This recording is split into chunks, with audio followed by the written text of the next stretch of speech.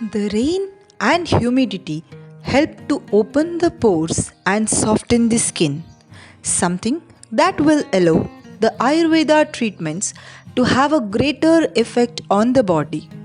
Ayurveda treatments often involve the application of oils and use of steam to flush out the toxins within the body and rebalance the doshas. With open pores and softened skin, the body is more receptive to these kinds of treatment, allowing them to penetrate better and lift the toxins with the greater ease.